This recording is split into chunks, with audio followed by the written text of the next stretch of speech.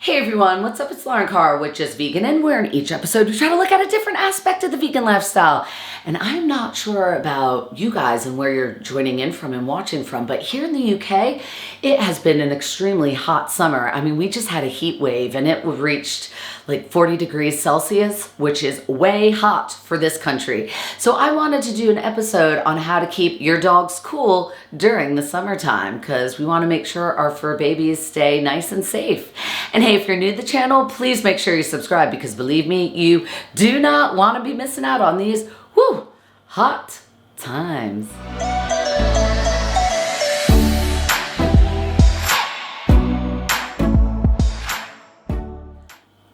I wanted to chat with you all about some things we could do to keep our dogs cool and safe in these hot temperatures and in the summer because, as a lot of you know, the main reason I became a vegan was, well, it started off with my love for dogs, especially my dog Berkeley, who recently passed away, but also for animals. And I think as animal owners, we do need to be as responsible as we can. And I know sometimes we have some new pet owners out there, new dog owners, and I think some of these tips are really good and important just to keep your dog as safe as possible. So here we go. Bow wow. Make sure you plan your walks. Now, I know there's a lot of dogs that like to be really active. Me and my partner's dog, she's a little Frenchie, and let's be honest, she's maybe not the most active thing, but loves cuddling. So for her, she doesn't need the longest walks, but there are numerous dogs out there that need to be walked once or twice a day. But when it's extremely hot like this, you really need to plan it. Either do it in the early morning or in like the later evening.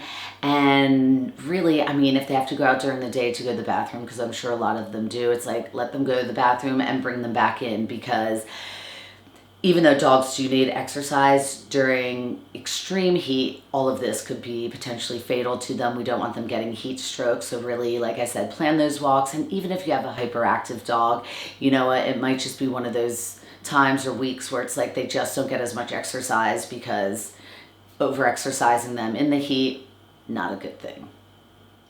With that being said, you know, a lot of times we might walk our dog on pavements, and this goes for like even days that might not be as hot for us. This is a really good test to put the back of your palm on the pavement, because if you can't hold your palm, back of the palm there for over 7 seconds, it's going to be too hot for the pads on your dog's paws and they could get burnt, and obviously that is not good. So another little test to do when and before you walk your dog, especially if you're doing it in the midday.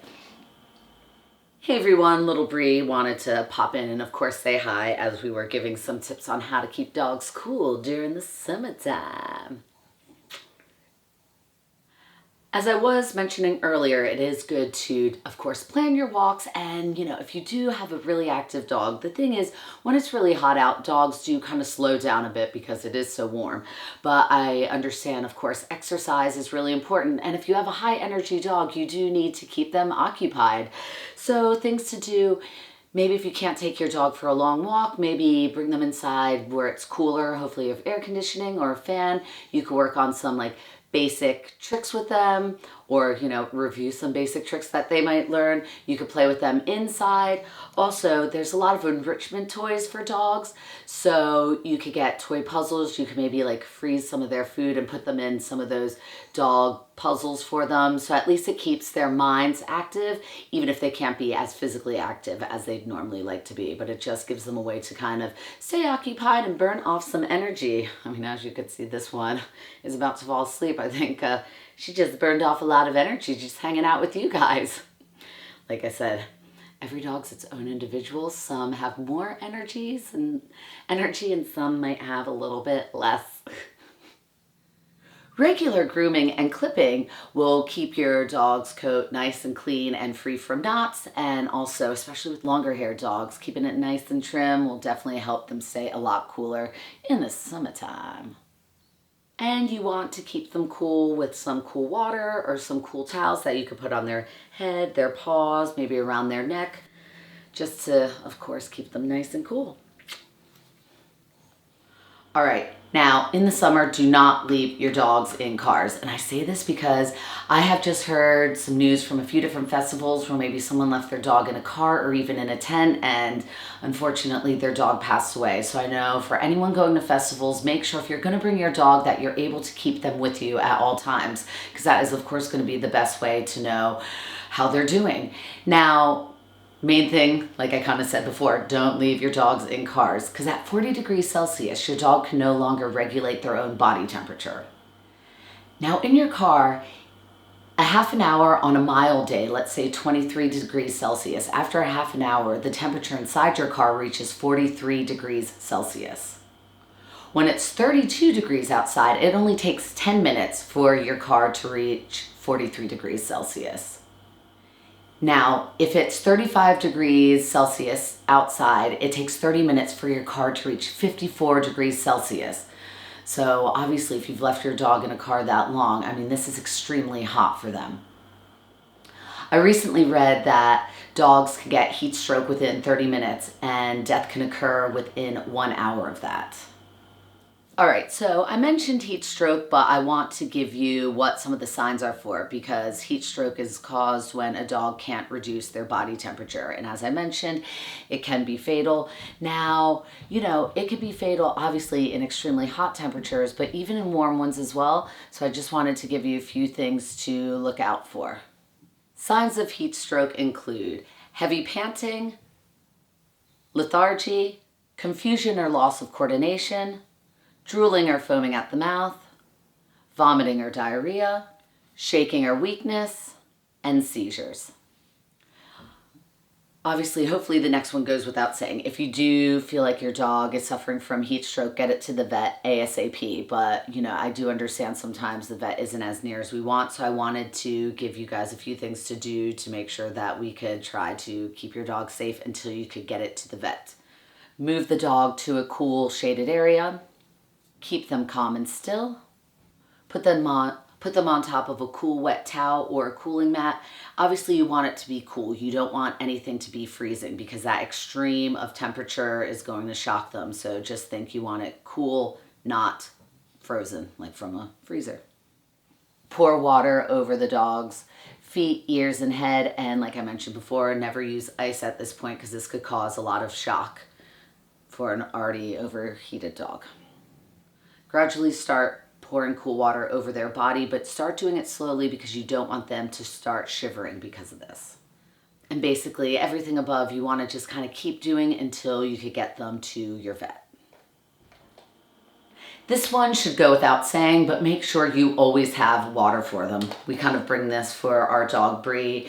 This actually is quite cool, because you can put the water in here and you can kind of like squeeze it out, and anyway, water goes in there. They could drink it, and then you could just kind of open this back up and all the water goes back in. And it's always great, especially when it's really hot out, to have something that's nice and cool for them, like some nice cool water. Obviously, if you are going camping, if you're going anywhere, to the beach, if they're going to be driving in the car with you, like I said, don't leave them alone. Definitely always make sure water, water, water. Especially when it's extremely hot out, even if it's going to be a quick walk, just so they go to the bathroom, I think it's still something great and important to have. Water at all times. Get hydrated, stay hydrated. This one, of course you're thinking makes total sense, is to let your dog swim during these warm times. Now, a few things just to be aware of. Just make sure they're swimming in like clean streams or clean shallow areas, because some places have algae and bacteria that could be not so great for them. Also, if they're in the ocean or like a bigger stream, be mindful of currents and whatnot, because we don't of course want them getting swept away. Now, even when they are swimming, please make sure that you do keep clean, fresh water for them. One thing, and this is a bit rare, but it is something to be aware of, is sometimes water intoxication for dogs. And this is, let's say they're swimming for a little bit and they're swallowing loads and loads of water. Sometimes too much water isn't necessarily a good thing. So a recommendation for this is, if they are out swimming, maybe just be like, hey, swim for 10 minutes, bring them back in, make sure maybe they have a water break, a little bit of a break, give them some clean water, and just be mindful, just making sure that they are not over drinking too much water as they're swimming. Like I said, this tends to be a rare thing, but it is something to be mindful for. I know there's a lot of dogs out there that really enjoy swimming. I know our dog Bree, she likes putting her paws in. She doesn't quite, swim, but she does like playing with water, so something to be mindful of. If your dog is a bit of a water bug, I wanted to share with you some signs of water intoxication.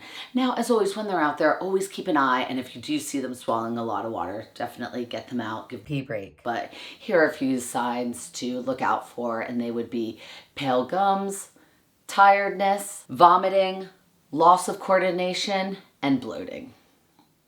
And another thing, if you are at the beach with your dog, dogs can also get poisoned from having too much salt water, and they do hold some of the same signs as water intoxication. So definitely keep an eye out for that, which is also why you should always carry clean water with you so your dog can have some of that so they're not like overdosing on salt water from the sea. Now, I know especially for people that live in the UK, even when it's evening, it could still be really warm out because a lot of homes and flats don't have air conditioning, and some don't even have fans because we're just not used to this kind of a heat wave. So if your bedroom has a fan or an air conditioning unit, please make sure your dog sleeps with you in there so they could stay nice and cool. Or maybe let them have like free reign of the house, and they might be able to find the spot in the house. Well, they will be able to, because obviously like we're not in their bodies, but they could know and feel what might be the best spot for them to sleep in. I hope you found that all helpful on how to keep your dogs cool in the summertime, because honestly, let's be honest, unfortunately, climate change is real. And I've just been noticing different parts of the world, like things are just getting hot. And we really need to make sure that we keep our fur babies nice, cool, and of course, very safe. So as always, thank you so much for watching. And please make sure you like, share, and subscribe to Just Veganin, and follow me on Instagram at Just Veganin.